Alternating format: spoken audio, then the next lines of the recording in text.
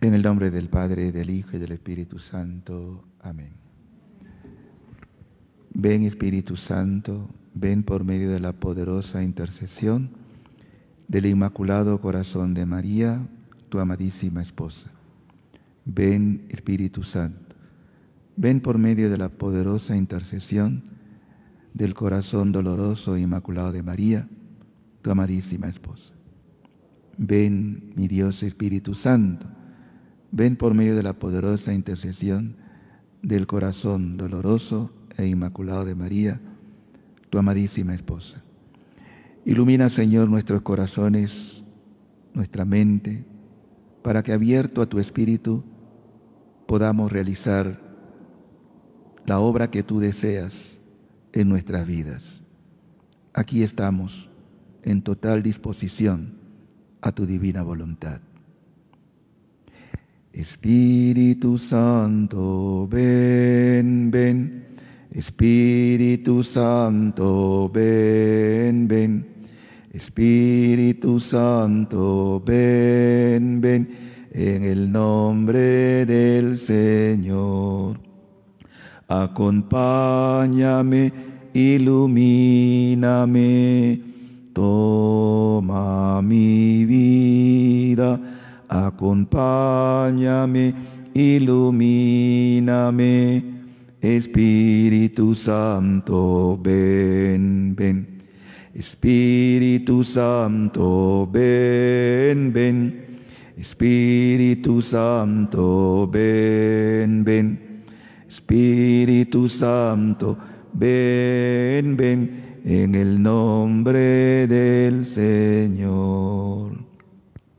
Gloria al Padre, al Hijo y al Espíritu Santo.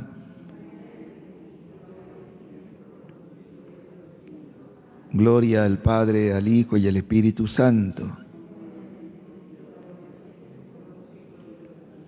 Gloria al Padre, al Hijo y al Espíritu Santo. Nos sellamos con la preciosa sangre del Cordero, nuestro Señor Jesucristo, en el nombre del Padre, y del Hijo, y del Espíritu Santo. Amén. Mis queridos hermanos y hermanas, Dios nos permite la oportunidad de estar esta mañana con ustedes para poder hacer una reflexión en el marco cuaresmal que nos toca vivir como un tiempo de gracia. Y yo creo que una cuaresma y una Semana Santa muy particular. Todas son importantes, pero en la coyuntura que nos está tocando vivir a nivel histórico, a nivel del mundo, creo que va a ser una Semana Santa muy particular, repito, y eso invita a que tengamos una actitud sincera de conversión. Ya es tiempo de que nuestra vida cristiana, católica, no se viva en la mediocridad, sino en un cambio de corazón como el cielo lo demanda. Por eso, como hace algún tiempo la providencia me permite desarrollar y meditar sobre lo que es el fiat voluntas tua, que no es una cosa inventada por ninguna criatura humana, sino que es el designio divino de la Trinidad.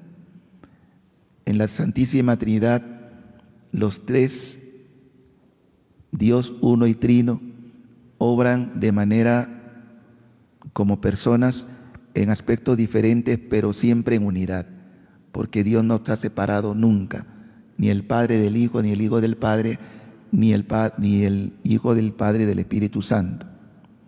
Entonces nosotros podríamos empezando con una reseña histórica de la salvación.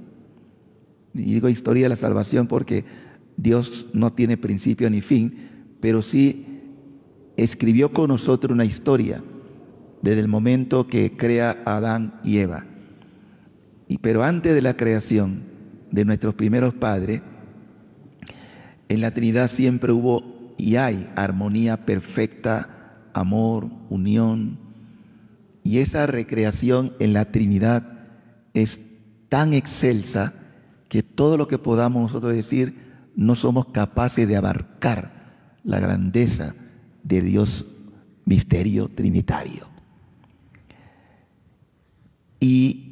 siempre han existido los tres, con la única diferencia que ya en el marco de la creación, cuando pecan nuestros primeros padres, va a haber una alteración, pero para bendición de nosotros. Me explico.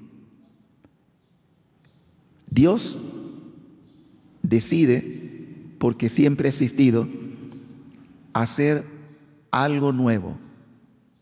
Y ese algo nuevo es lo que nosotros llamamos el fiat de la creación. Dios dispuso crear, porque el único que puede crear es Dios, nadie más. El hombre descubre lo que Dios ha creado. Y eso es la ciencia, el invento, pero el único que tiene potestad para crear es Dios, nadie más. Entonces, decide crear. Y en esa creación, que es el fiat de la creación, como lo sabemos, Dios se complace de ver que todo lo que hace siempre redunda en gloria, en mayor admiración y en mayor contemplación, porque como dice el Salmo 8, Señor dueño nuestro, qué admirable es tu nombre en toda la creación, en toda la tierra. Y después, en esa creación, Dios dispone crear un ser semejante a Él, o a imagen de Él, no divino, pero sí en un grado inferior, crea al ser humano y lo crea portentosamente. El mismo salmista dice, cuando crea al ser humano, lo creaste con majestad, gloria y majestad. Pero ocurrió un hecho que ustedes también ya conocen, que fue la desobediencia en algún momento a ese plan que Dios hermosamente había dispuesto para todos nosotros. Pero hay un aspecto importante que ahora podemos entender mejor. Antes quizá no era más difícil entenderlo, pero ahora, porque el Señor en la historia de la salvación se va revelando de forma progresiva, porque nuestro intelecto no es capaz de poder abarcar a Dios de un solo golpe. Dios es como un padre que instruye a sus hijos. Por eso la gran pedagogía de Dios es ir revelando paso a paso, progresivamente, sus misterios. Y así entonces, cuando pecan nuestros primeros padres, y trae como consecuencia el drama de la muerte, porque Dios no creó al hombre para que muriera. El hombre fue creado con una dimensión inmortal, es decir, como Dios, pero inmortal en el sentido de que no estaba creado para la muerte. Y la Escritura nos revela que la causa de la muerte vino por el pecado. El pecado, la desobediencia a los mandatos de Dios, lo que hemos estado mirando en la liturgia de la palabra de hoy, que nos habla precisamente, si ustedes desobedecen esto, la consecuencia que trae la desobediencia a los mandatos de Dios, a la voluntad divina. Entonces, Dios pronuncia como Padre ese fiat del hágase. Fueron creadas todas las cosas, visibles e invisibles, y posteriormente crea al ser humano como el rector de esa creación. Y dice la misma Escritura que todo estaba bien hecho. Esa expresión significa era perfecto, todo era perfecto, hasta que entra la imperfección como ese desajuste de la comunión con el Padre, con el Eterno. Porque la misma Escritura también nos relata en el libro del Génesis que Dios se paseaba la tarde, como una manera de decir, qué comunión tan íntima había entre el hombre y su Creador, que no faltaba nada. Pero entró la desobediencia, y la desobediencia trajo el pecado y consecuencia que también nosotros padecemos, ¿no? Una cosa importante que también debemos saber es que el Señor le dio la facultad al hombre de crecer, de multiplicarse y de dominar la creación, cosa que no logró Adán. Pero ese era el fin. El fin era dominar la creación, no que la creación nos domine a nosotros. Nosotros estábamos impotentes ante un terremoto impotente ante la capacidad de poder caminar sobre el mar como lo hizo Jesús, que sí dominó la creación, siendo hombre, sin dejar de ser Dios, pero tuvo esa potestad para poder decir al viento, shh, cálmate o cállate, de levantar muertos, todo eso que humanamente parece imposible, pero no lo hubiera sido si Adán hubiera cumplido el plan de Dios. Pero la creación estaba en armonía, todo estaba en armonía, hasta que se rompió la armonía. Y ese rompimiento de la armonía de la creación se dio en tres aspectos. Primero, en la relación con el Creador. Eso es lo más dramático, lo más duro. Rompió la armonía con el Creador. Pero también rompió la armonía con el semejante.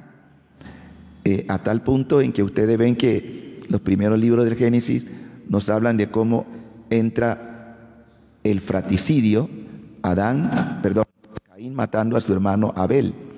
Eso no fue el plan de Dios. Dios no quería la muerte, ni tampoco que nos matáramos entre nosotros. Por eso cuando ven la guerra, la violencia, eso no es el plan de Dios. La guerra que estamos viviendo en estos días en Ucrania y Rusia no es el plan de Dios. Pero Dios de males, de tragedia, puede sacar bienes, puede sacar ventaja, porque Dios no deja de sacar bendición donde hay maldición, porque Él es Dios y Padre bueno. Luego Dios, por decirlo de una manera muy, como diríamos, muy pedagógica, Dios dispone reconstruir lo que se perdió. ¿Y esa reconstrucción cómo se va a dar? Pues necesita un nuevo Adán y necesita una nueva Eva para reconstruir lo que nuestros primeros padres habían deshecho.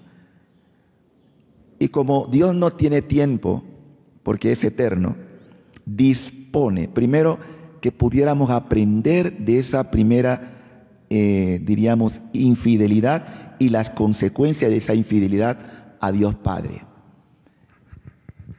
Y viene otro fiat. Ese fiat lo vamos a llamar el fiat de la encarnación y el fiat de la redención. Y lo uno a los dos porque no se puede separar el misterio de la encarnación sin comprender para qué se encarna el Verbo. El Verbo se encarna para redimir, por lo cual para el fiat de la encarnación necesita de un consentimiento. ¿Y el consentimiento de quién tiene que darse? De la mujer de sol, que va a anular el no de Eva. Porque así como Eva, y uno se pregunta, ¿por qué el pecado, el demonio decide primero actuar en la mujer y no en el varón? ¿Alguna vez se han puesto a pensar en eso? ¿Y qué idea tienen ustedes? ¿Por qué tienta primero a Eva y no a Adán? Porque Eva tiene como va a ser co-creadora con Dios, un espíritu como de más de espiritual, y por ahí Sí. también la engaña. Sí, va muy bien por eso, va muy bien por ahí. Es que el tema es este.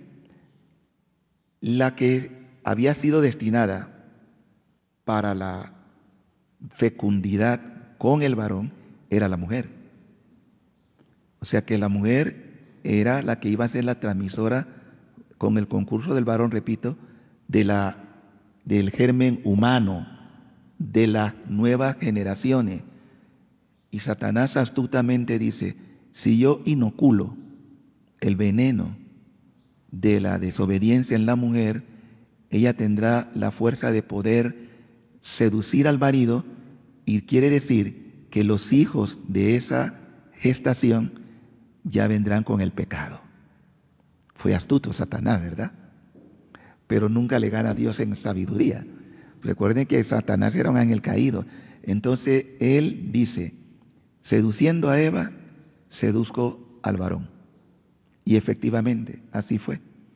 Una vez que Eva, engañada, porque fue engañada, pero también hay unos errores en Eva que ya no vamos a ir atrás porque ya eso se pudo restaurar. Ella pudo haber evitado que esto ocurriera. Si hubiese acudido al varón y dice, Adán, hay una cosa extraña, hay un animal que habla. Eso es sumamente raro, una serpiente que habla, porque se supone que la facultad de transmitir el pensamiento, la voz y los sentimientos era propio del hombre, no en los animales. Y por eso que dice que en la serpiente estaba erigida, no se arrastraba, porque era un simulacro del demonio, un espíritu que había tomado posesión de un animal y seduce. Y la serpiente, por eso que después del castigo, la serpiente se arrastra. Pero una manera de decir que era un ser pensante en ese momento, pero porque estaba poseído por el demonio. Esa es la realidad, la posesión del demonio en esta criatura. Pero lo que aquí vale la pena resaltar es que una vez que pecan, hay 3 sentencias. Está en el Génesis claramente. La primera sentencia es contra la serpiente, contra Adán. ¿Por qué has hecho esto? La mujer que me diste. Fíjense que Adán no acepta la culpa, sino que inculpa a su mujer. La mujer que me diste me sedujo. Y porque el Señor pide a Adán porque es la cabeza. ¿Por qué permitiste esto, no? Como consecuencia de esto, trabajarás con el sudor de tu frente, no con el sudor de tu enfrente, porque muchos vivimos del sudor del que está al lado. La sentencia fue muy clara. Con el sudor de tu frente. Hoy mucha gente vive del sudor de la frente del otro, o de los intereses de otros. Y también le dice, como consecuencia de esto, obviamente vino lo que nosotros llamamos la concupiscencia, o sea, todo se degrada. Ustedes se han puesto a pensar que si no hubiera habido el pecado original, ¿cómo vendríamos al mundo? ¿Cómo vendríamos al mundo? Como parió la Virgen María, sin pecado. No había pecado. Si no hubiéramos y no hubiera la concupiscencia de la carne, porque todo se daría en el perfecto amor de Dios. Hubiéramos sido engendrados directamente por el Espíritu Santo. ¿Qué les parece? Pero tranquilo, Dios todo lo hace perfecto y no hay mal que por bien no venga. Dios tenía dispuesto algo mayor. Por eso, cuando ustedes leen la Escritura, dice, donde abundó el pecado, sobreabunda la gracia. Dios siempre ante un mal da como respuesta un bien mayor, superior al mal cometido. Así es Dios, porque nadie le gana en generosidad, nadie le gana en grandeza. Entonces va a hacer que venga algo mayor. ¿Qué ocurre? Viene entonces respuesta de esto. Ya en el Génesis aparece claramente la figura de la que va a ser corredentora. Claramente. Cuando sentencia a la mujer, pero antes se lo había dicho a Adán, a los 3, pues, porque la sentencia es para los 3. A la mujer le dice parirás con dolor, que no era el plan de Dios. Claro que hoy la ciencia ha avanzado y todo lo demás, pero no en el plan que lo tenía Dios dispuesto, sino un nacimiento de gracia, un nacimiento santo, un nacimiento por obra del Espíritu Santo. Así sería. Entonces, el plan es que ahora Dios va a redimir, pero para redimir, repito, tiene que encarnarse. Y necesita que sea otra mujer, porque Eva no puede cumplir el propósito, ya está en pecado. Y dice a la serpiente, por haber hecho esto, maldita eres, te arrastrarás y pondré enemistad entre tu descendencia y la suya. Miren que no está hablando ya de la descendencia de Eva, porque está hablando de una nueva descendencia, porque esa descendencia de la mujer que te va a pisar la cabeza, o sea, te va a vencer, te va a dominar, ya estaba preanunciando a la Virgen María. Ese es el preanuncio. Por eso se llama el protoevangelio, porque anuncia anticipadamente lo que vendrá después en la revelación del Verbo encarnado. ¿Me van captando o estoy con un lenguaje muy difícil de interpretar? Con toda naturalidad me preguntan. Si quedan dudas me dicen, ¿eh? Porque yo estoy tratando de hacerlo lo más sencillo, porque esto no es tampoco tan fácil digerirlo, porque estamos hablando de un misterio revelado de Dios por amor a nosotros. Y en Dios, como todo está presente, en Dios no hay pasado, en Dios no hay futuro, en Dios todo es presente. Y en ese eterno presente de Dios, ya Él sabía que tenía que venir una nueva Eva, y una nueva Eva que Él mismo fabricara, es decir, una Eva que no tuviese la mancha del pecado original. Y como Dios lo puede todo, y ya lo dice Duns Scoto, que fue el gran teólogo que defendió el dogma de la Inmaculada Concepción, que dice, Dios podía hacerlo, Dios quería hacerlo y Dios lo hizo.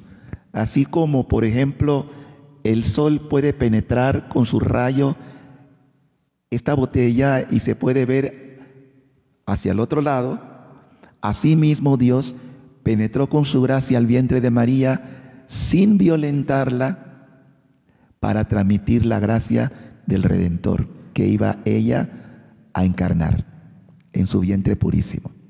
O sea, no perdió la Virgen su virginidad, se mantuvo intacta. Por eso la Iglesia siempre ha defendido que la Virgen es virgen antes del parto, en el parto y después del parto, y eternamente virgen, porque es el gran don de Dios a la humanidad. Pero para que esto se cumpliera, viene la Virgen. Y no es que la Virgen viene ya sabiendo que es inmaculada, que es virgen. Bueno, virgen sí sabía que era porque era una opción personal que había hecho, pero no que hubiera sido llamada a ser la madre del Mesías. Hay algunos místicos que dicen, entre ellos María Bartorta, en una de sus obras que habla de que la Virgen era tan humilde, tan sencilla, desde niña. Si ustedes oyen hablar de una mística como Gemma Galgani y otros tantos que desde niño jugaban, el Padre Pío, jugaban con los ángeles y no sabían o pensaban que todo el mundo podía ver a los ángeles, podía ver cosas, podía hablar con Dios, y le parecía tan natural que pensaba que todo el mundo tenía esta gracia. Imagínense, y pongo esto para que ustedes hagan una comparación. Si esto ocurría con algunos santos, porque no todos, era un privilegio que Dios da a algunas almas. Imagínense de la Virgen. ¿Cómo sería la santidad de la Virgen desde niña? Que hasta los mismos ángeles se quedaban admirados. Pero ¿quién es esta criatura tan bella, tan perfecta? ¿Quién es esta niña? Era el secreto guardado de Dios. Y ella, la Virgen, por su parte, tenía este pensamiento: ¿cómo me gustaría ser la esclava de la mamá del futuro Mesías? Me gustaría ser la esclava de la que fuese madre del Mesías, sin saber que ella sería la elegida.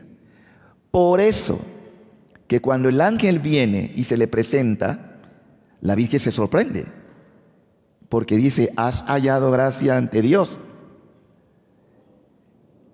y te ha elegido para esto, para que sea la madre del Mesías. Dice: ¿yo? Sí, tú. Como diciendo, este no era mi plan, pero era el plan de Dios. ¿Alguna vez se han puesto a pensar qué hubiera pasado si la Virgen hubiera dicho no? Se lo dejo allí. Claro, es Dios, ¿no? Pero ustedes se imaginan que ese plan tan perfecto de Dios pudiera fracasar. Por eso que se nos hace impensable, ¿no? Pero es para que ustedes entiendan que la Virgen tenía libre decisión. O sea, Dios no impone a la criatura un plan. Porque tú tienes la libertad de decir sí y la libertad de decir no. Y Dios respeta. ¿Sí?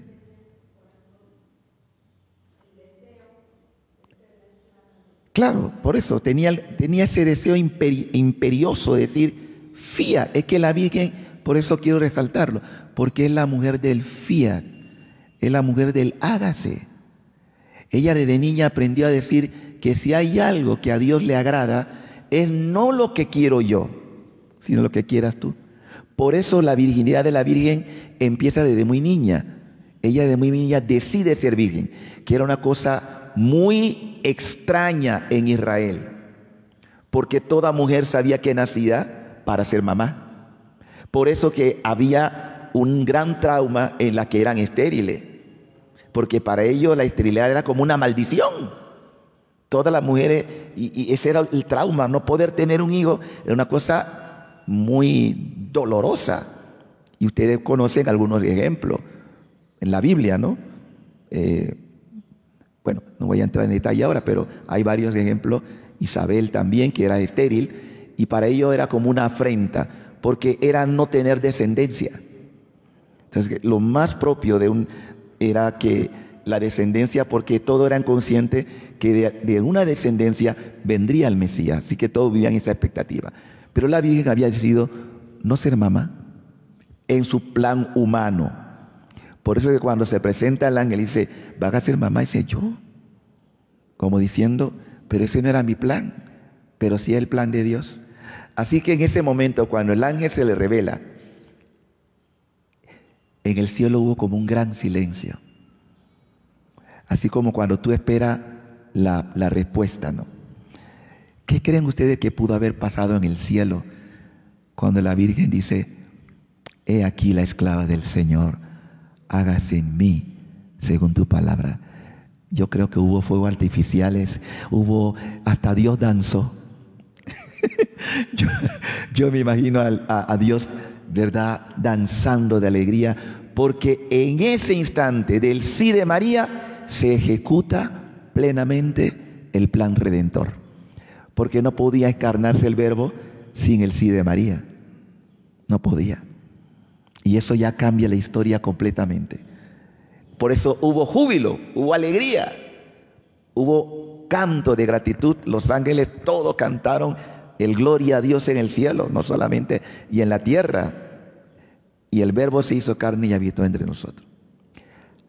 A ese sí de María también hay un sí que poco se habla, casi no se habla. Porque para que se estableciese el plan, se requería que se estableciera en el orden de lo que Dios estableció desde el principio, que era la familia. ¿Y por qué la familia? Porque la familia es la imagen humana de la Trinidad o de la divinidad. Ustedes saben que la familia Dios la configuró para que en la tierra seamos imágenes de la Trinidad. Eso no fue una casualidad. Dios es trino, Padre, Hijo y Espíritu Santo. Pues converge en el mundo de la familia el Padre como fecundación, la Madre como aquella que engendra la vida, el amor, el Espíritu, y el Verbo, o sea, el Hijo que nace de esa unión del Padre y de la Madre. Es la imagen perfecta de la Trinidad. Por eso Satanás astutamente, la Virgen lo dijo en Fátima y se lo dijo a Lucía, que el último ataque del demonio sería la familia. Ahora ustedes pueden entender por qué la familia está como está, y no de ahora, sino que ya venía esto, pero nunca como ahora. Y el demonio inventó su propia familia, la ideología de género. ¿Qué les parece? Ese es la ideología de género con todas sus consecuencias, ¿no? Bueno, Ahora entramos en el fiat de un personaje que yo no puedo omitir. ¿De quién?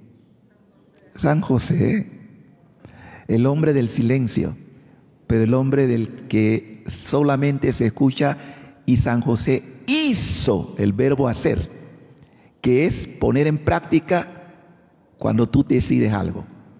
Así que aquí, como el Papa Francisco en esa hermosa encíclica como San José como padre, ¿no?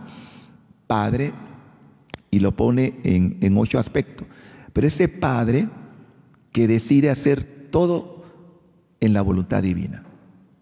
Porque él tampoco sabía lo que Dios quería. Él sí, hasta donde tenemos nosotros conocimiento, San José también quería ser parte de este plan de Dios, pero no como quizás él lo concebía. Muy probablemente San José fue parte o conoció a los esenios.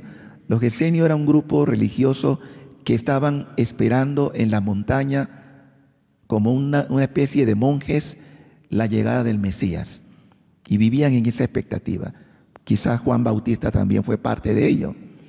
Pero en el caso de San José, un hombre, como lo llama la Biblia, justo, que es equivalente a santo. San José era un hombre santo. La tradición cuenta que cuando ya la Virgen sale del templo, porque entraba en la etapa de la pubertad,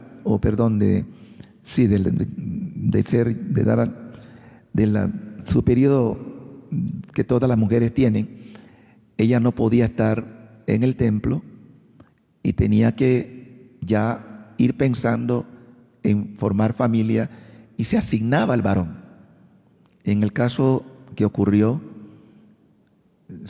a todos los hombres que estaban también en etapa ya de recibir mujeres, se hacían ceremonias, y así cuenta la tradición, no digo que esté esto en la Escritura, y se le daba a cada varón una vara seca, que la vara, después que el sacerdote hacía una oración por todos, la vara que floreciese, esa vara era la persona a que se le asignaba a la Virgen, o a la elegida, ¿no? Y la vara floreció en San José. Pero San José tenía un secreto. Él también quería permanecer virgen. Él no quería tener vida marital. De manera que cuando San José recibe esta promesa que haber sido elegido para ser el esposo de María, legalmente, ellos tienen que conversar lo que hay en su interior, porque la primera que le dice, porque ya la Virgen sabía que había sido elegida para ser madre, y comparte esto con José: mira, yo quiero permanecer virgen.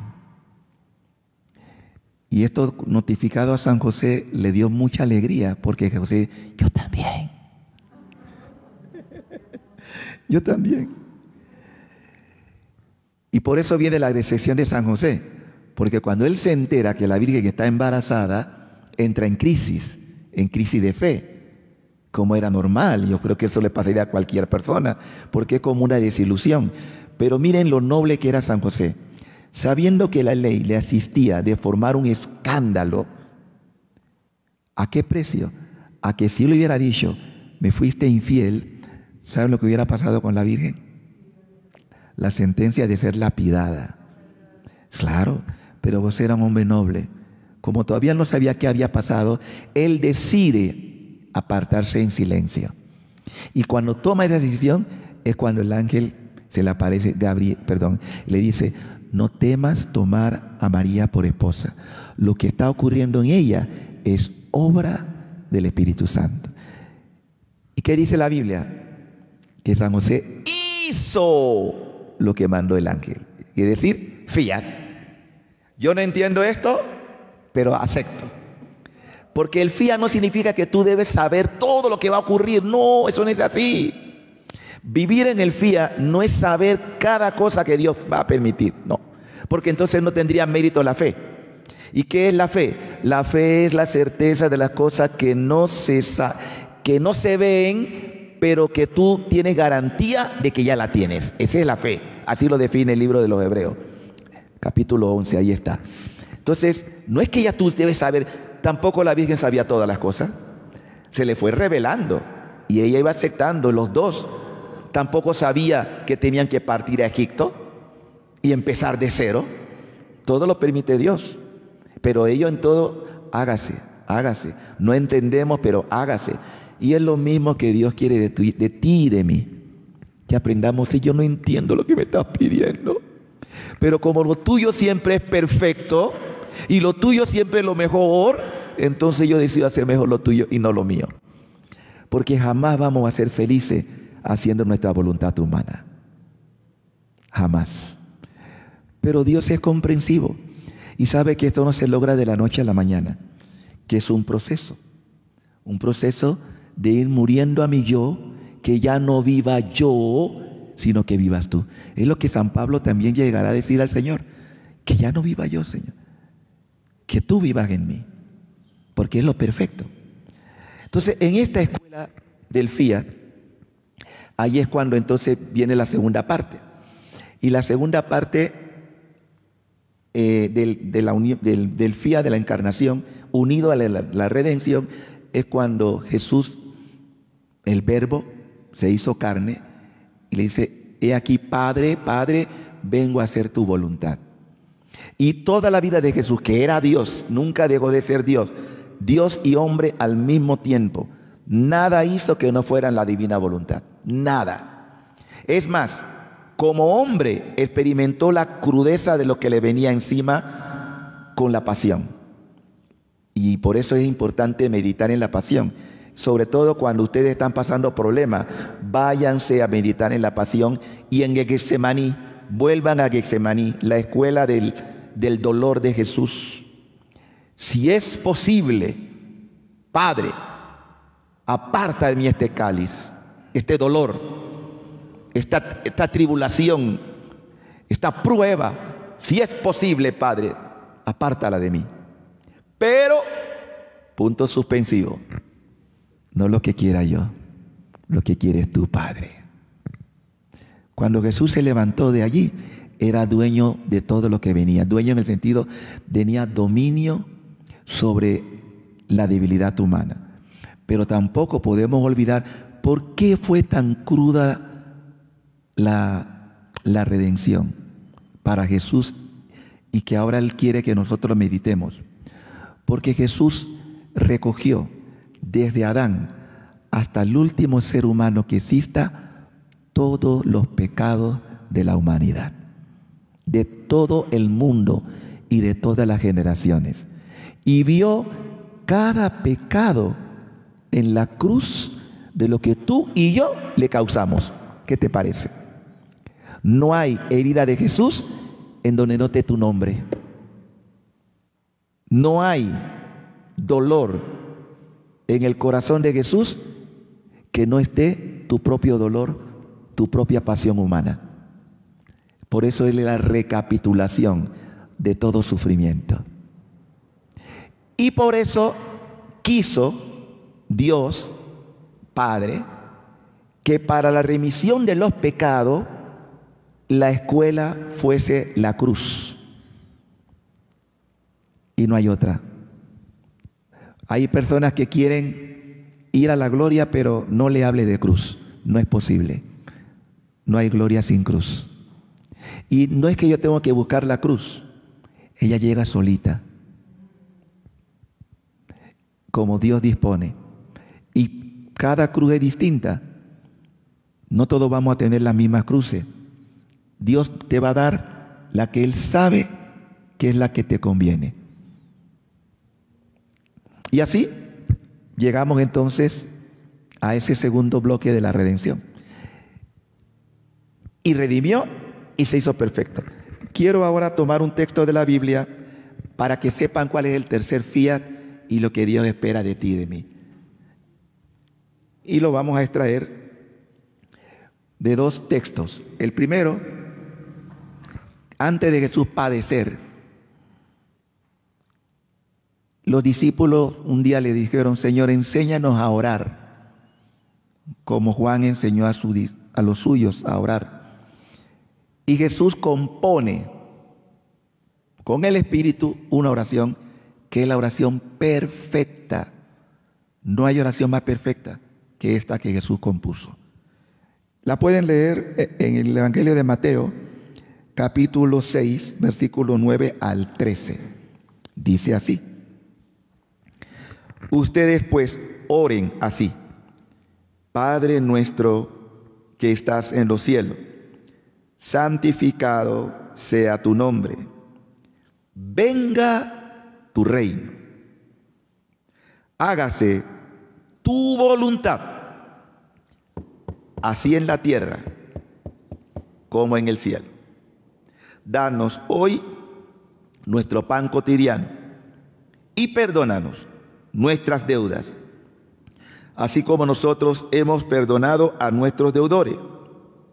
Y no nos dejes caer en tentación, mas líbranos del mal. Que si ustedes perdonan a los hombres sus ofensas, le perdonará también a ustedes su Padre Celestial. Pero si no perdonan a los hombres, tampoco su Padre perdonará sus ofensas. Este es un añadido al Padre Nuestro. Bien, ¿qué es lo que entraña todo esto? La oración del Padre Nuestro no es una oración, diríamos, para recitarla de forma rutinaria.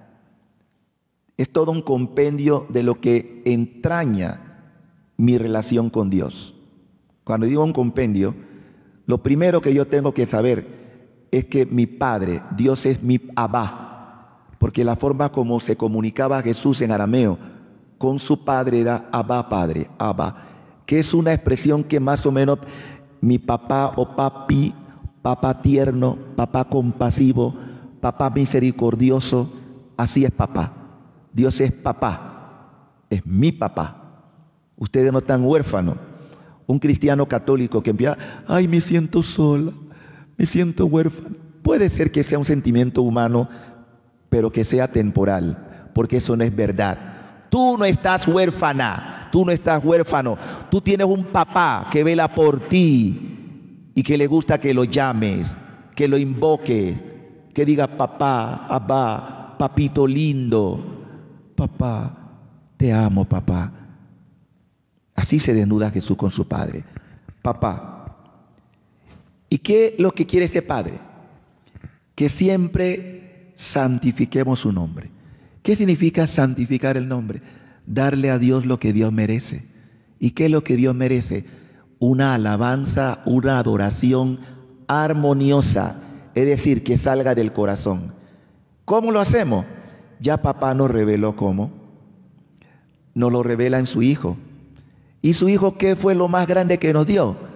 La Eucaristía y los sacramentos. Cuando ustedes participan de cualquier sacramento, estamos santificando el nombre de Dios.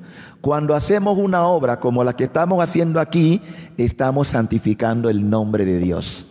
Esto es santificar, darle a Dios lo que Dios merece. Conocerlo, la palabra, la importancia de conocer. El que escucha mi palabra, como lo hablo, mi Padre le amará y vendremos a Él y haremos morada en Él. Es decir, vamos a vivir en esa persona. ¿Qué les parece? Dígame si papá no es bueno. Extremadamente, ¿no? Luisa Picarreta lo llama a Dios como el exceso de amor. Me gusta esa expresión. Dios se excede. O sea, no da lo que realmente merecemos. Cada vez que da más de lo que merecemos. Por eso Jesús dice, he venido a que tengan vida y la tengan en, no lo justo, sino en abundancia. Y en el prólogo de Juan dice, de su plenitud hemos recibido gracia sobre gracia. O sea, son los excesos del amor de Dios. Dios siempre se excede. La Eucaristía es un exceso loco de amor de Dios. Jesús inventó con la autorización del Padre este testamento que recibimos y tenemos la dicha de recibirlo cada día. ¿Para qué? Para que ya no seas tú sino que el Padre vea en ti el rostro de su Hijo. Esa es la voluntad del Padre. Y así dice, danos hoy nuestro pan cotidiano. Pero no solamente ese pan que hemos compartido esta mañana, que es verdad, los que han desayunado, los que almuerzan o cenan. Jesús hablaba de otro pan. Él mismo lo dirá, yo soy el pan vivo bajado del cielo. Cómanme, cómanme. Y por eso también dirá, no solo de pan vive el hombre, sino de toda palabra que sale de la boca de Dios. Y lo que sale de Jesús es pan vivo. O sea, con esto no está diciendo que no nos alimentemos. Lo que está diciendo es que el verdadero alimento es Él. Y Él que se da como comida. En otra palabra, cómanme, cómanme, devórenme, tritúrenme. Porque eso es la Eucaristía. Comerme a Dios. Porque Él quiere. Esto es una locura. Por eso, en el capítulo 6 de Juan, los judíos se escandalizaron con ese discurso. Es el discurso más dramático que dio Jesús. El discurso del pan de vida. Saben que algunos de sus discípulos, cuando escucharon eso, que Jesús decía, mi carne es verdadera comida, mi sangre es verdadera comida, verdadera bebida, mi carne verdadera comida, el que come mi cuerpo, bebe mi sangre, tiene vida eterna. Cuando termina el discurso, dice que algunos, ¿qué hicieron?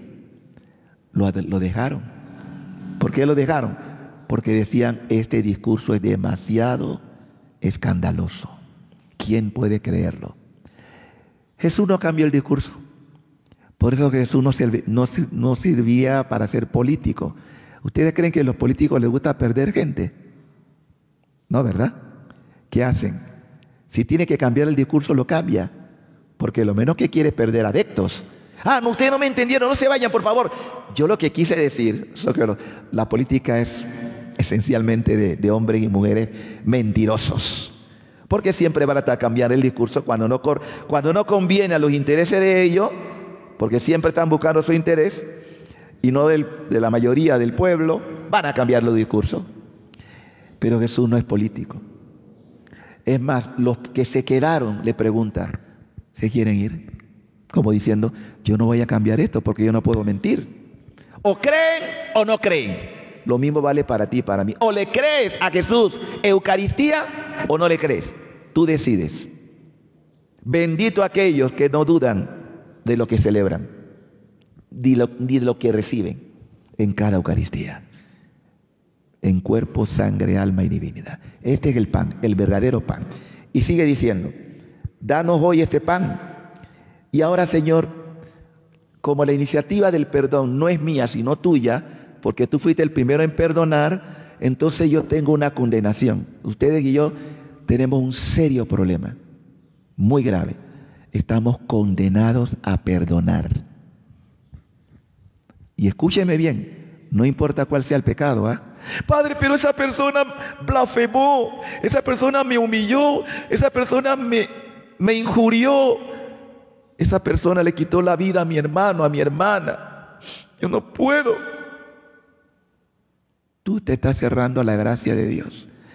Quizás tú no puedas, pero si tú vives en el querer de Dios, ya no serás tú, sino Dios en ti. ¿Ven la diferencia? Si es en tu humanidad, tú vas a tener resentimiento, que es un sentimiento humano. Con esto no quiere decir que una cosa es el dolor, otra cosa es el rencor. Dolor, todos vamos a experimentarlo. Todos, el dolor es humano. Pero el rencor como fruto del dolor, ya no. Ahora, si es dolor como fruto de un perdón, ya es distinto. Por eso ayer decía en la basílica que la mejor medicina es el perdón. Tú quieres experimentar la mejor medicina de tu vida, perdona de corazón. No importa lo que hayan hecho de ti o contra ti. Si yo tuviera que hacer una lista de todas las personas que me han traicionado, que han hablado mal de mí, que incluso me desearon en algún momento verme en prisión por un caso que no quiero tocar y que no tengo culpa de eso que me sentenciaban, gracias a Dios. Y ay, que lo parta un rayo, que mueran calcinados, ¿no? Yo soy el primero que tengo que aprender a decir, papá, eso fue lo que hizo Jesús. Lo que Él merece, hazlo conmigo. Lo que esa persona merece, hazlo conmigo, haz la justicia conmigo. Por eso Isaías profetizó que no tenía apariencia bella. Fue de capítulo, todo lo que es lo que llamamos el siervo doliente, capítulo 51, 52, 53, 54 de Isaías, del siervo doliente, que estos días lo vamos a estar meditando, por cierto, en la Cuaresma, cómo no tenía apariencia atrayente, destrozado, molido por ti, por mí, mi pecado. Yo sí pequé, Él no pecó, Él nunca pecó, tú y yo sí pecamos. Y aún así tenemos la soberbia de decir, yo no perdono. Pues si no perdonas, no serás perdonado. Así de sencillo. Olvidar, no se trata de que no vamos a olvidar. El recuerdo está, pero la reacción ya no es la misma. Esa es la diferencia. Recordar sí, pero ya no con rabia, con ira, con sed de venganza, ya no. ¿Por qué? Porque Dios me perdonó primero. Siempre piensen, Él me perdonó primero. Que si ustedes perdonan a los hombres sus ofensas, los perdonará también a ustedes el Padre Celestial. Y luego pedimos al Señor, y no nos dejes caer en la tentación. Miren, muchas personas que a veces se confiesan, dice, Padre, tuvo un mal pensamiento. Incluso usted puede tener un mal pensamiento en un ambiente de mucha sacralidad, estando en la Eucaristía. Pueden tener un mal pensamiento, pero eso no es pecado, no se atormente, no es pecado. Al menos que tú consientas lo que estás pensando. Porque no es lo mismo ser tentado que caer en la tentación. Hasta Jesús fue tentado y era Dios. Si eres el Hijo de Dios, haz que estas piedras se conviertan en un pan salido del horno y que todavía está el olor de ese pan recién hecho. ¿Podía o no podía hacerlo? Así nada más. No tentarás al Señor tu Dios. Si eres el Hijo de Dios, tírate, porque está escrito. Miren cómo el demonio tienta a Dios con la Biblia. Atrevido, ¿eh? Y claro que Jesús podía, todo lo podía hacer, pero no iba a caer en la tentación de complacer al demonio. Por eso el Papa Francisco me gusta mucho, y creo que no hay un Papa que haya hablado tanto del demonio como el Papa Francisco. O sea, en muchos aspectos. Porque le he seguido mucho los pronunciamientos. Y el Papa dice, entre las tantas cosas, con el demonio no se dialoga. Con el demonio no se dialoga. Cuidadito. Hay gente, sí, que no. Él tiene más sabiduría que tú. Es más astuto que tú. Y siempre te va a enredar. Y también tiene poder de seducción. Por eso, ustedes tentación, Señor, no me dejes caer. Yo no quiero darle lugar. Y huir de las tentaciones. Miren, hoy en día yo no sé cómo está México, pero en mi país, en Panamá, creo que igual, porque esto está pasando. Ustedes no tienen idea de la cantidad de los jóvenes que están infectados por el demonio a través de las redes sociales.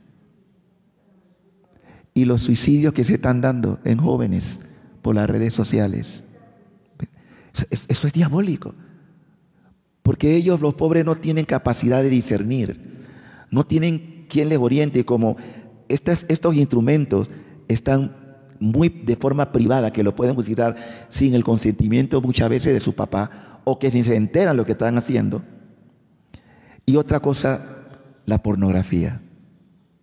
Cómo ha entrado la pornografía a través de las redes sociales de una manera tan violenta que está haciendo unos daños impresionantes, ¿no?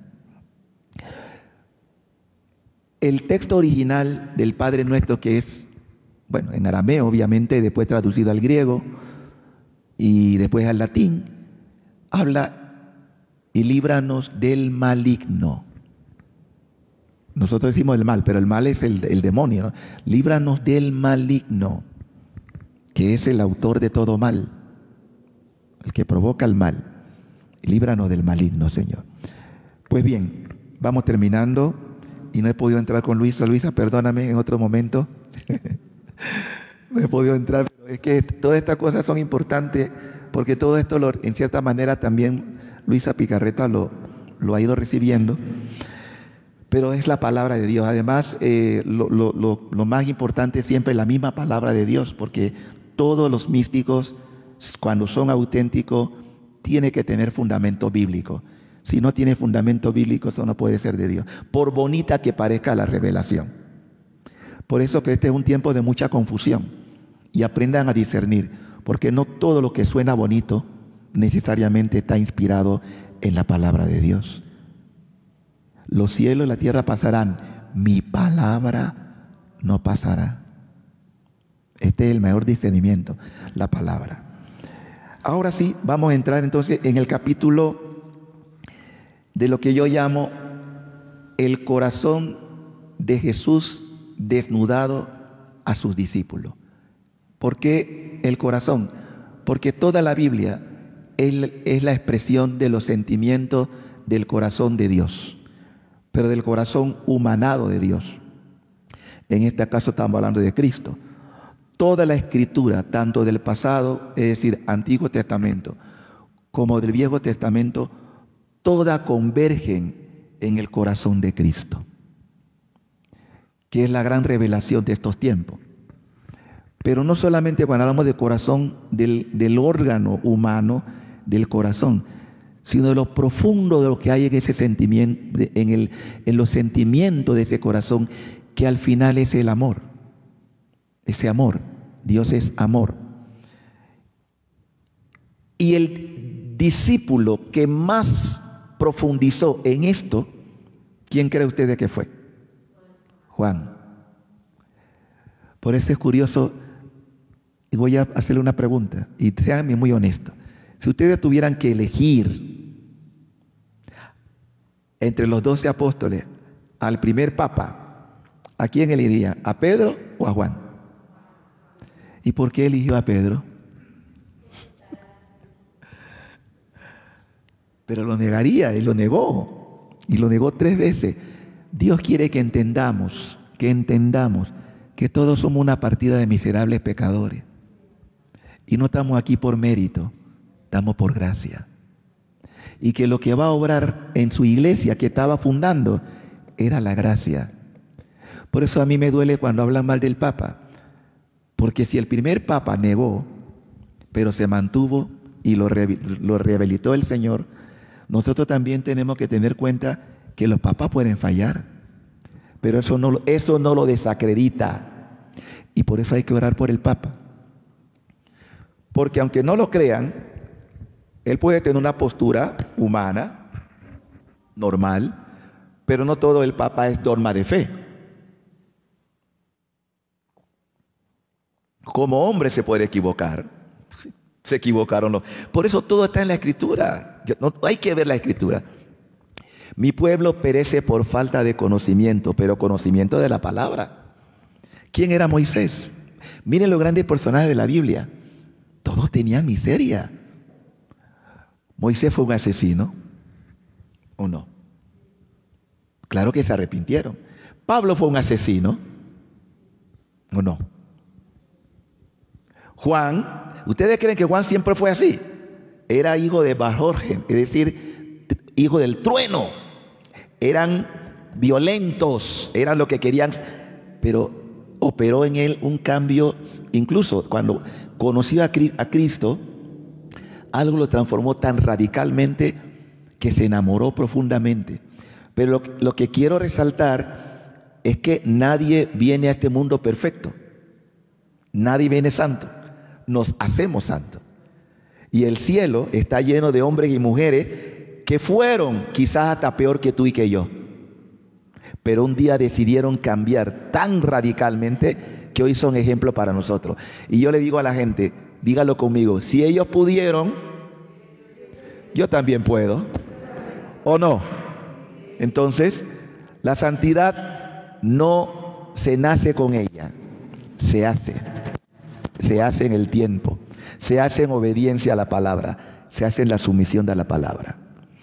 Y así entonces entramos en este aspecto que es el corazón de la Biblia para mí. Los capítulos 13, todos son importantes, pero los capítulos 13, 14 y 15 de San Juan, porque fue para Juan lo que los otros no contaron, Juan lo cuenta de lo que fue la última cena. Todo el capítulo, repito, 13, 14, 15, 16 y 17, 5 capítulos que Juan desarrolla sobre lo que había en el corazón de Jesús. Es como cuando tú te vas a despedir y desnuda lo que hay en ti y lo que tú esperas de lo tuyo o de tus hijos, de tus queridos hermanos y hermanas. Es como un testamento. El capítulo 17, voy a leer el 14 nada más, una parte del 14. Dice, versículo 22 al versículo 28. Leo. Le dice Judas, no el Iscariote, Señor, ¿qué pasa para que te vayas a manifestar a nosotros y no al mundo? Jesús le respondió, si alguno me ama, guardará mi palabra, y mi Padre le amará, y vendremos a él y haremos morada en él. El que no me ama, no guarda mis palabras. La palabra no es mía, sino del Padre que me ha enviado. Les he dicho estas cosas, estando entre ustedes. Pero el Paráclito, el Espíritu Santo que el Padre enviará en mi nombre, se lo enseñará todo y le recordará todo lo que yo les he dicho. Les dejo la paz, mi paz les doy. No se la doy como la da el mundo. No se turbe su corazón, ni sea cobarde. Han oído que les he dicho, me voy y volveré a ustedes. Si me amaran, se alegrarían de que me vaya al Padre, porque el Padre es más grande que yo. Palabra del Señor. Esta es una parte nada más de todo lo que Jesús desnuda ante sus discípulos.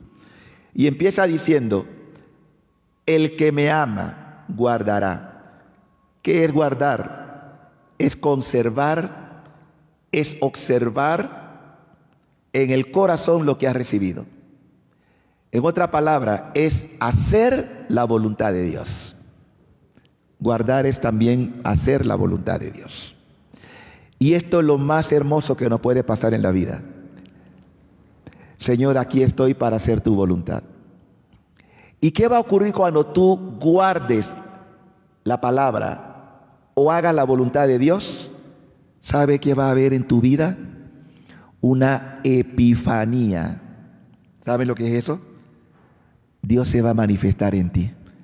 En otra palabra, te va a deificar. Deificar. Vas a participar de su manifestación divina. A eso estamos llamados. No se alegran.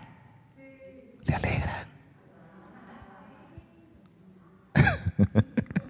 Yo me alegro. Y me alegro en demasía porque, Dios mío, ¿cómo tú puedes fijarte en mí que te he ofendido tanto para llamarme de lo humano a lo divino? Porque a eso estamos llamados.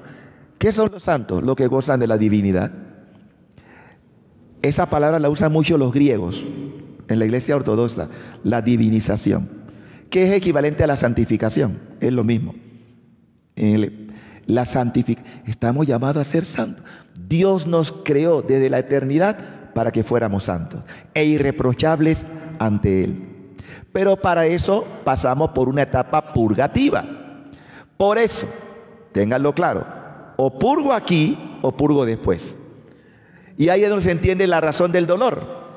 Si estás pasando prueba, ofrécela a Dios porque es tu purificación anticipada. Hay santos que pasaron el purgatorio aquí en la tierra, pero tú decides dónde quieres pasarlo, o aquí o después. Así de sencillo. Y todo lo que te ocurra, ofrécelo como una alabanza a Dios, aunque no entiendas por qué. Señor, ya yo no pregunto por qué, ¿para qué?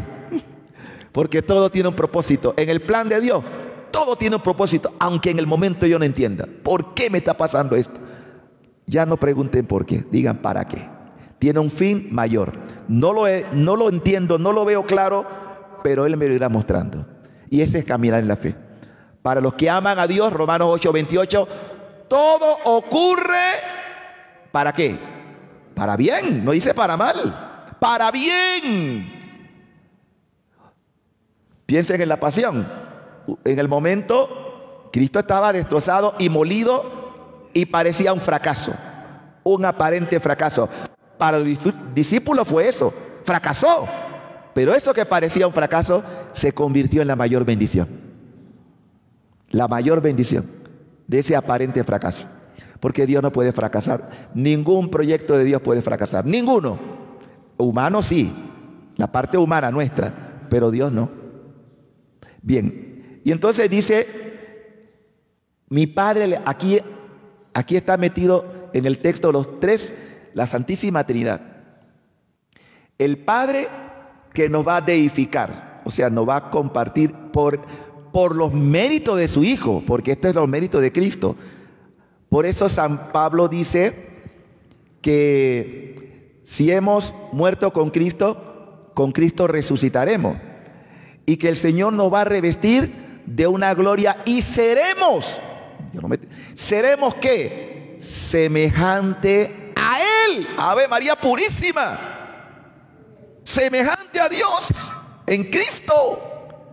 Son palabras mayores, pero ese es el plan de Dios.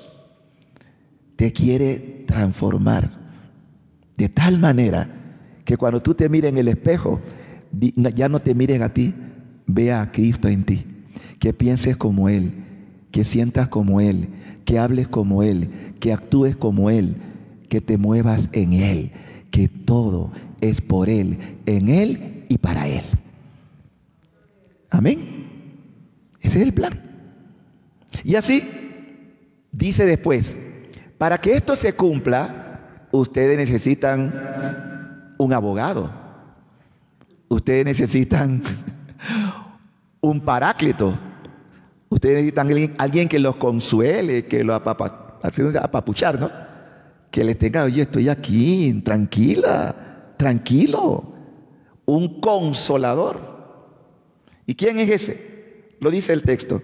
Dice claramente, les he dicho estas cosas cuando estando entre ustedes, pero el Paráclito, el Espíritu Santo, que el Padre enviará en mi nombre, se lo enseñará todo. Por eso estamos en la era del Espíritu. Por eso ahora vamos comprendiendo más todas estas cosas, porque es el que nos lleva a la verdad completa. Él nos está llevando. Y se va valiendo de muchos medios. Hoy, gracias a Dios, tenemos en la iglesia muchas iniciativas. Toda obra de Dios, no importa cuál sea, tiene el sello del Espíritu Santo. Es más, no hay obra en Dios que no sea manifestada por el Espíritu Santo, porque es el dador de vida y es el animador de la iglesia. No existiría la iglesia sin la gracia del Espíritu Santo. No existiría. Y tampoco yo estaría aquí como cura si no fuera una gracia del Espíritu Santo. Y no hubiera papa sin el Espíritu Santo. No hay obispo, no hay sacerdote, no hay diácono sin el Espíritu Santo. El dador de vida. No hay sacramento sin el Espíritu Santo. Todo se lo debemos a Él en este tiempo. Y ya, para ir cerrando, les dejo la paz. Miren que les dejo el dolor, les dejo la guerra, les dejo... Que el dolor humano habrá, obviamente, pero mi paz. Por eso en estos últimos tiempos, Nuestra Señora viene, dentro de los tantos títulos como reina de la paz, como corredentora, como madre.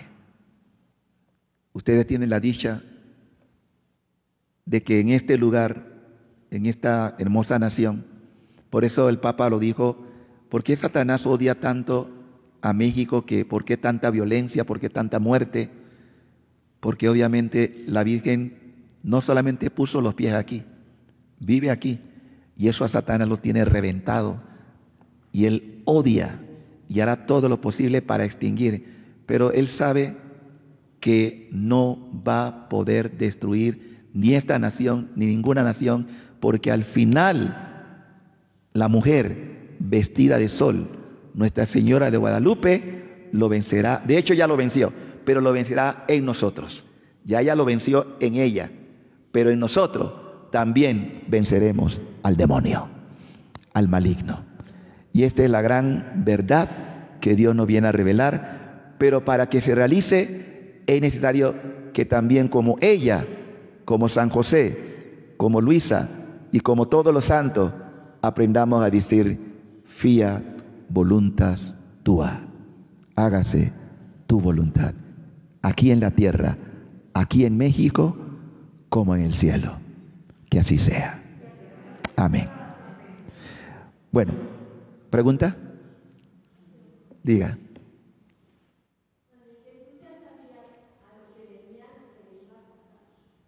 Claro, claro, era Dios desde niño. ¿Ustedes recuerdan que Jesús también enseñó a su papá? También enseñó, o sea que no solamente él recibía, como humano recibía enseñanza, como Dios también dio enseñanza. Cuando Jesús se perdió después en el templo, después de 3 días lo encuentran, ¿qué es lo que le dice Jesús a sus papás? No sabía que qué, tenía que ocuparme de las cosas de mi Padre. ¿Y cuáles son las cosas del Padre? ¿Ustedes recuerdan cuál es el primer mandamiento? ¿Qué le estaba enseñando Jesús? Dios siempre es lo primero. Y Él, siendo Dios, pero también siendo hombre, le estaba enseñando: pongan a Dios en el primer lugar siempre. No que la Virgen y San José no lo hicieran, pero quería recordarles a ellos para qué había venido: a cumplir la voluntad del Padre, que es ser maestro. Y Jesús es el maestro desde niño, pues desde que nació, viene el maestro. Pero también dice el texto que bajó con ellos y se sometió en todo a ellos. O sea, obediencia. Porque no es que Jesús desobedece, sino que quería una lección a sus padres, pero también a nosotros. Recordarnos el primer mandamiento: Dios es lo primero. ¿Alguna otra pregunta? Sí. Ajá. Sí. A la serpiente te arrastrarás. O sea, el rastrero es una persona que está en lo peor, ¿no? De hecho, ya Satanás. Recuerden que Satanás era un ángel caído, o es un ángel caído. Es un ángel caído. Y quería ser como Dios, porque su trauma fue que cuando él se entera que Dios tiene un plan de crear unas criaturas inferiores a las que ellos están llamados a servir, o sea, llamados a servir, Satanás va cavilando esto, y no lo dice, no comparte, hasta que llega un momento que grita: no te serviré. Y se entabla una batalla espiritual, estamos hablando en términos espiritual, que encabeza San Miguel. Y San Miguel lo desbarata diciendo: ¿quién como Dios? Nadie como Dios. Y lo precipita. O sea, como diciendo: si tú no quieres servir al Dios vivo, entonces no puedes estar aquí. Y se establece el infierno. O sea, lo primero fue el infierno, creado por el mismo demonio.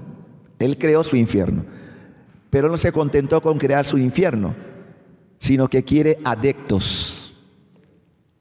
Quiere ciudadanos también para su ciudad, para su infierno, que es lo peor, es la caída, lo peor, ¿no? Y ese es el propósito. Vino a eso, a seducir, y viene a eso, ser seductor, mentiroso, malo, Por eso, aunque tenga apariencia de bien, no se deje engañar, porque se disfraza como ángel de luz. ¿Alguna otra pregunta? A ver, pero, allá atrás, espera un momento.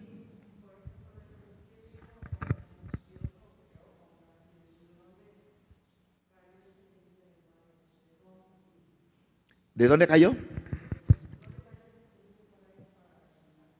Sí, recuerda que estamos hablando en términos que podríamos llamar didácticos, por decirlo de esta manera, o sea, de enseñanza, ¿no? Porque hay muchas cosas que aún nosotros no podemos penetrar porque sabemos que existía el Edén. Ahora, los espíritus pueden estar en todas partes. Aquí yo estoy hablando y puede haber espíritus malos y no lo vemos, porque son espíritus. Entonces, Dios no solamente creó el mundo invisible, siempre existe, cuando nosotros decimos la profesión de fe, creo en Dios Padre, creador del cielo y de la tierra, de todo lo visible y de lo invisible. Entonces estamos en el mundo ya visible, o sea, el material. Pero en ese mundo material pueden actuar también los espíritus invisibles, tanto buenos como malos, porque ya existían. O sea que los espíritus no fueron destruidos porque son inmortales, pero los que están condenados para la eternidad. O sea que ningún espíritu ya condenado puede redimirse porque se cerraron a la gracia. ¿Ves? Exacto. El saber que Dios iba a crear un mundo material, ya no solamente espiritual, y del cual haría un ser humano que sería inferior a los ángeles, pero que los ángeles estarían asistiendo a esa criatura inferior. Y Satanás, que era un gran arcángel, decía, pero ¿cómo nosotros que somos superiores vamos a estar que servir a uno inferior? Ahora bien, en el mundo material, ¿no fue lo que hizo Jesús siendo Dios? Siendo de condición divina, dice Filipenses 2. Se humilló, se hizo esclavo por nosotros. Dios se humilló, Satanás no se humilló. Y siendo ángel, y no era Dios, pero quería ser igual a Dios. Entonces ahí fue donde vino el error. O sea, donde vino su soberbia, que la fue anidando. No fue que, podríamos decir, de la noche a la mañana, sino que fue un proceso hasta que llegó a seducir también a otros que decían, ¿pero por qué? Por eso el Salmo 8, Señor dueño nuestro, qué admirable es tu nombre en toda la tierra. Nos hiciste inferior a los ángeles, pero nos coronaste de gloria y majestad. Así dice el salmista, ¿no? Qué belleza, ¿no? Siendo inferior, Dios puso. Por eso todos ustedes aquí no lo ven, pero tienen un ángel a su lado. Pero está. Sí. Así. Exactamente. Sí. Sí. Sí. Así es. Y sabían, porque detrás de todo esto es que no era Adán en el sentido de el gran Adán de siempre, era Cristo. O sea, el primer Adán, si hubiera seguido los pasos de obediencia, se hubiera cristificado, por decirlo de una manera. Pero no se sometió, porque ese era el plan de Dios, llevarlo a la plena divinización. No es que estaba hecho de forma defectuosa, no, era perfecto, pero Dios quería más de él. Dios quería que el hombre viviera solo para él. Hasta en los primeros años, por decirlo de una manera, sí, era verdad. Pero después también se planteó lo que se planteó el demonio. ¿Y por qué yo no puedo ser? Por eso, ¿cuál fue la tentación que le dio el demonio a Eva? Dios sabe que si comen serán igual, semejante a él. Es que es astuto, él sabía que esto era el plan de Dios, y era verdad. Pero una mentira, una verdad que entrañaba también una mentira encubierta. Era verdad, pero no a la manera como él se la planteaba. Porque sin Dios no somos nada. Sin él no podemos nada. Serán como dioses.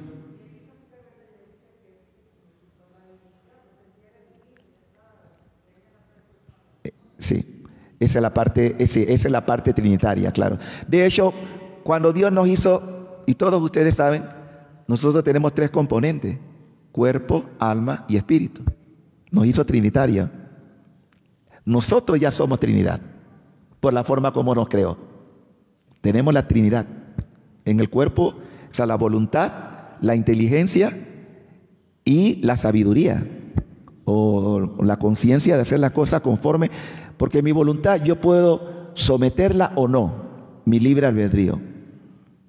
Por eso hacer buen uso de mi voluntad, porque yo puedo decirle a Dios, mira, sí, tú puedes, pero yo no me interesa. Por eso que hay tanto incrédulos, porque han usado su voluntad para decirle, no creo, aunque vea y pueda haber signo, no creo. Y eso es necedad. Dice la Biblia, el insensato dice, Dios no existe. El necio, el soberbio, Dios no existe. Y por más argumento que busque, no existe, porque tú te cerraste a Él. Finalmente, diga.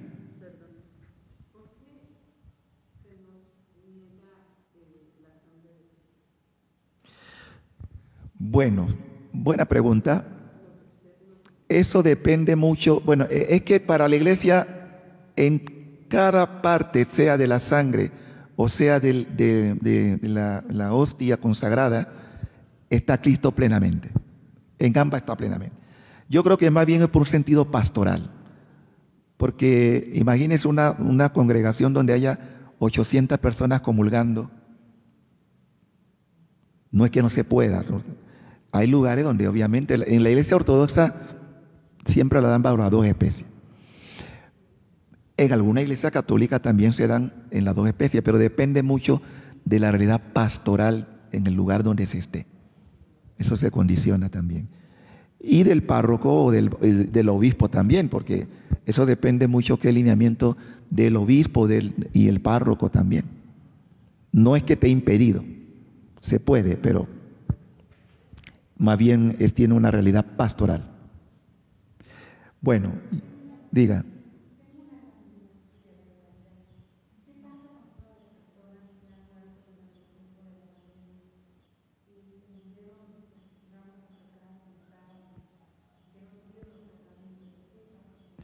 No entendí bien que sí.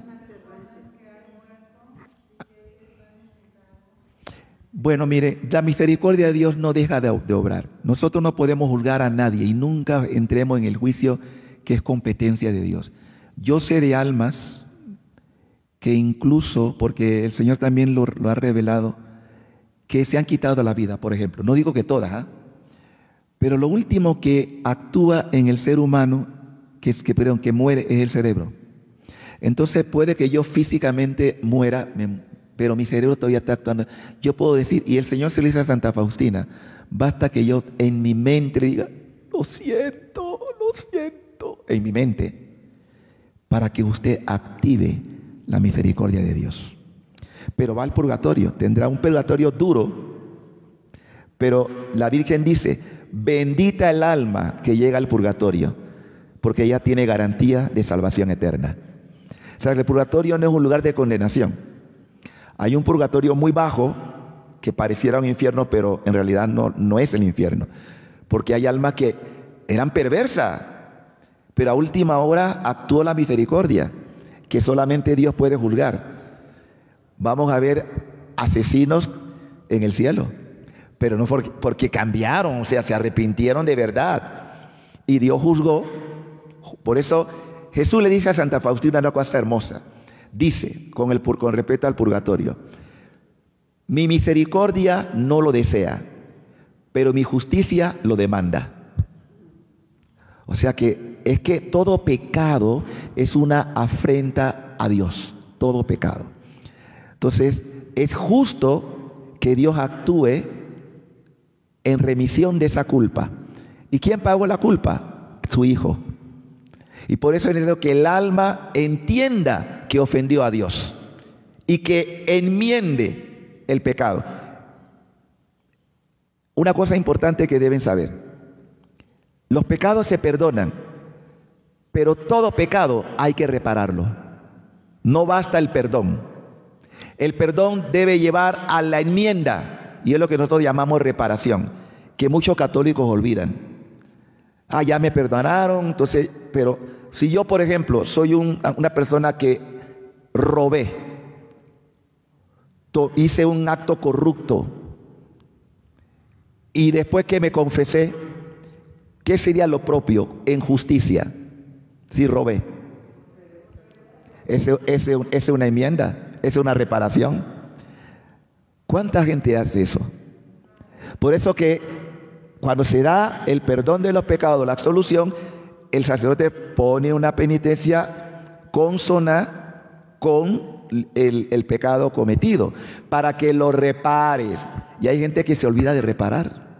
Bueno, ya me perdona, ya. Y no repara, no hace acto de reparación. Por eso este es el tiempo de la gran reparación. Y la Virgen, que tampoco tenía pecado, es la primera gran reparadora. Ella está reparando siempre por nosotros, como diciendo, híjole, vamos a ponerle aquí, abonar esta tierra, esta persona, esta alma, para ver si enmienda, para ver si se convierte, se arrepiente y te pida perdón. Intercede. Un acto de reparación, el Santo Rosario. Los actos de piedad son actos reparadores, pero siempre debe ofrecerlo por los vivos y por los difuntos.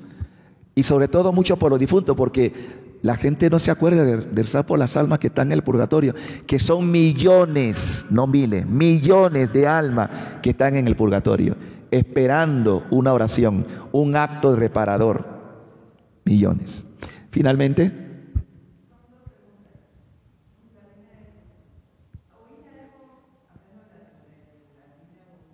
sí.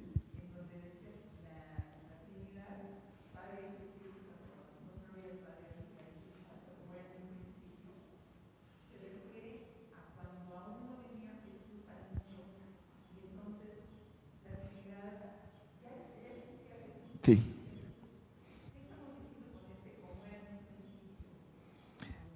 En realidad el principio es desde siempre. En realidad el principio es desde siempre, porque Dios siempre existe, ha existido. O sea, de una manera humana. Nosotros recuerde que nosotros hablamos en categoría humana para entendernos.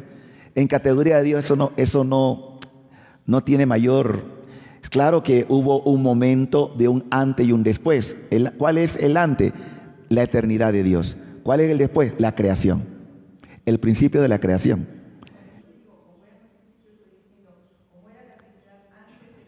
Claro. ¿Y cómo será? O sea, es el todo. Un lenguaje que usa mucho Luisa es el tema del todo que es Dios y la nada que somos nosotros.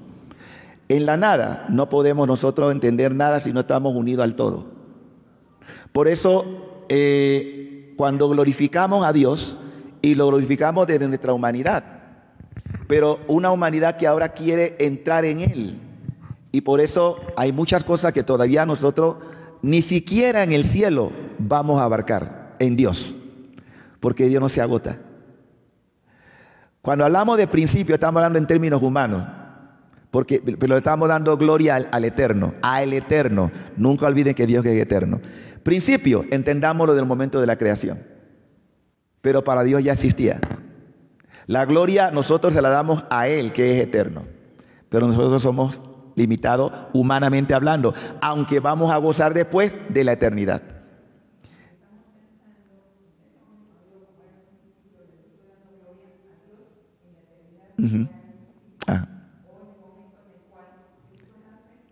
Por eso hablo de la creación, ¿no? Del momento todo lo que Dios ha creado, en los cielos. Acuérdese que antes de crear al hombre, creó el cielo, las aguas, así lo dice el Génesis, ¿no? Fue creando todo, el cielo, los animales. Y después, lo último que Dios crea es el hombre. Entonces, el principio de la creación, que era Dios siempre en su eternidad, inmortalidad, entra al mundo o crea el mundo visible. En ese mundo visible todo merece que Él sea glorificado. Por eso el Señor le enseña a Luisa a decir muchas veces: te amo, Dios, te amo, te adoro, te glorifico en toda tu creación. porque tú mereces una alabanza armoniosa. Y nosotros estamos llamados para eso, para glorificar eternamente a Dios, no solamente aquí, sino en el cielo. Pero entendiéndolo en términos humanos. Porque en el cielo, ni usted ni yo vamos a alcanzar a abarcar todo a Dios. Porque entonces Dios no sería Dios. O sea, pero va a ser un mar constante de gracias infinitas que no para. ¿Se imagina eso? O sea, pensar eso, gracias infinitas que no paran. Mire, hermana, hay cosas que nosotros todavía no nos atrevemos a penetrar. No nos atrevemos no porque no estamos en condición de entenderla, racionalmente hablando. O sea, todo lo que yo diga es poco para lo que realmente es. Yo no abarco a Dios, Dios me abarca a mí. Pero la iglesia nos ha enseñado a glorificar porque eso está en la Escritura. Los mismos ángeles, ¿qué es lo que dicen? Gloria a Dios en el cielo y en la tierra paz a los hombres que aman al Señor. Están glorificando al Señor. Darle a Dios lo que Dios se merece. ¿Ve? De así. De ella tiene otra opción.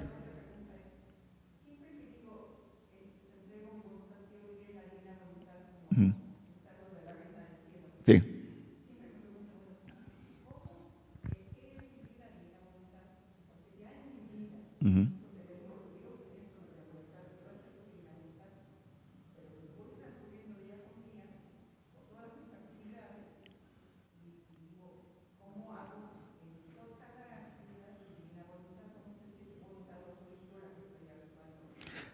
Mire, también es una escuela. No es que uno aprende esto de la noche a la mañana.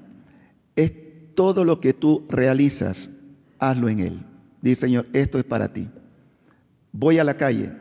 Señor, acompáñame. Quiero que cada acción que realice sea en ti. Voy a la iglesia. Señor, voy a glorificar tu nombre. O sea, es tener en tu mente y en tu corazón que Dios es lo prioritario en ti. A tal punto de que aunque ocurran situaciones adversas a las que tú hubieras pensado, Señor, acepto lo que me estás permitiendo vivir en este momento. O sea, no negarle a Dios nada. Todo lo que pase, bueno o malo, glorifícalo.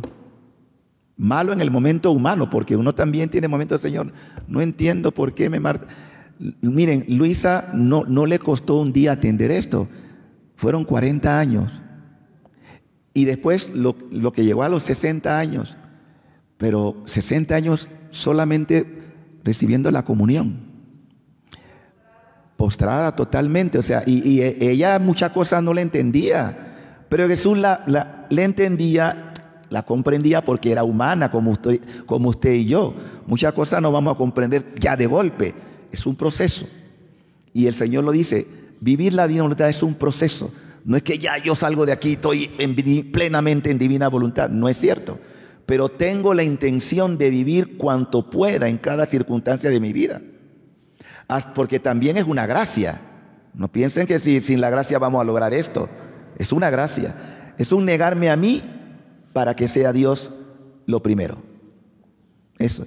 Yo no puedo decirle que yo soy un doctor en divina voluntad. Estaría mintiendo. O sea, es ahora como cura, porque yo había leído mucho de Luisa, pero tampoco es que era una cosa que me llamaba la atención, ¿no?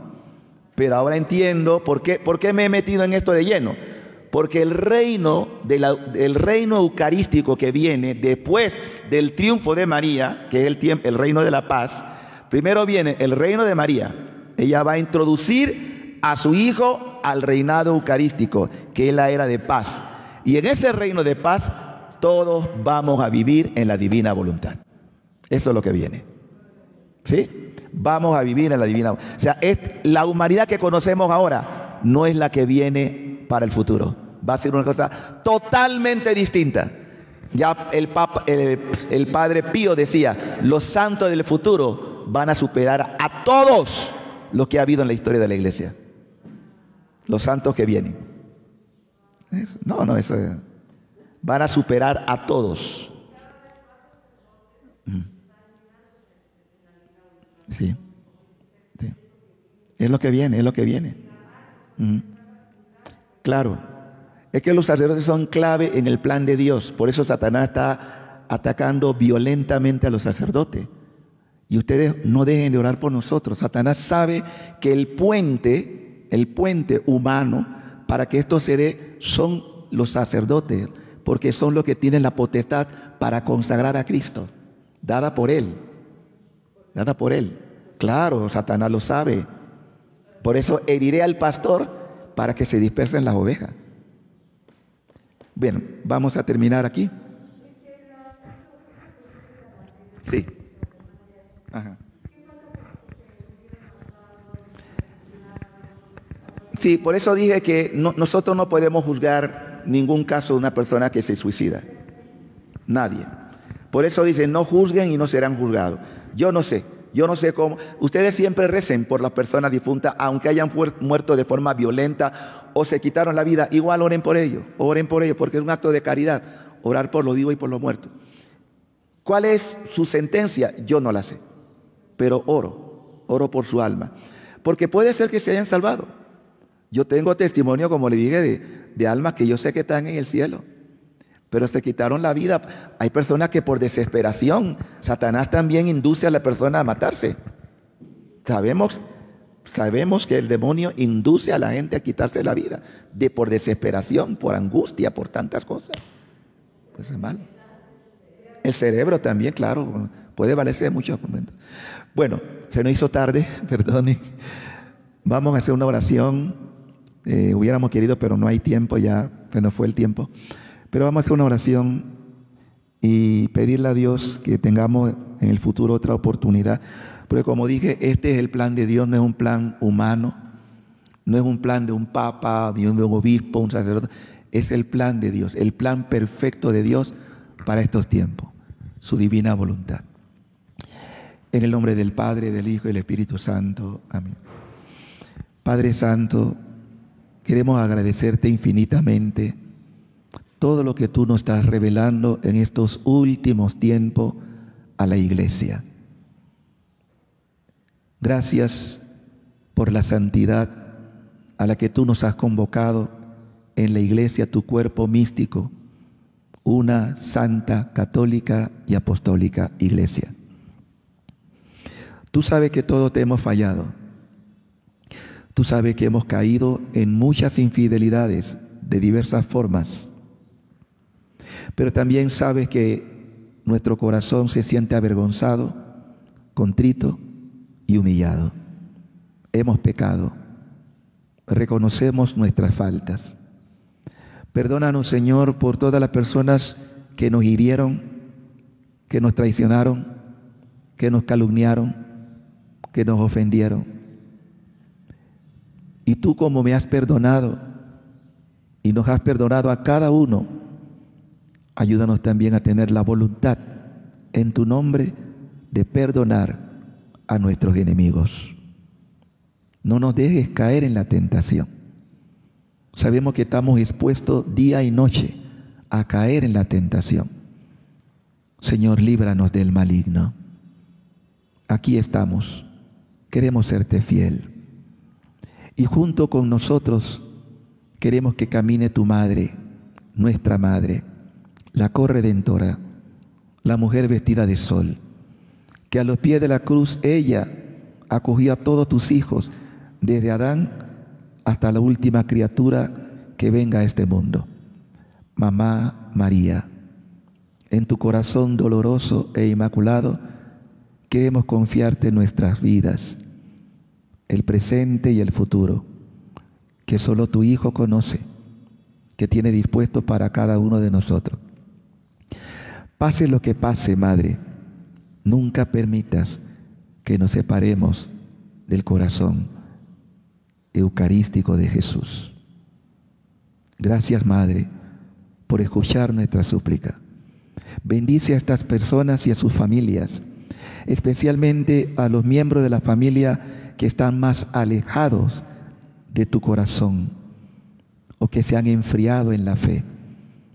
Madrecita linda, te confiamos a nuestras familias para que ninguna de ellas, de sus miembros, se pierdan o se condenen.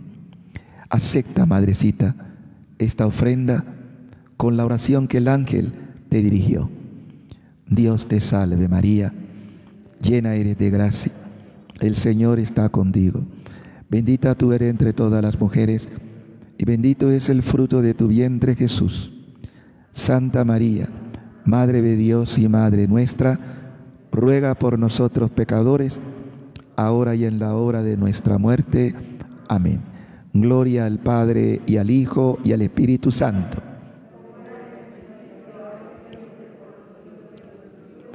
Sagrado Corazón de Jesús, Inmaculado Corazón de María, que el Señor esté con ustedes. La bendición de Dios Todopoderoso, Padre, Hijo y Espíritu Santo, descienda y permanezca sobre ustedes. Pueden ir en paz.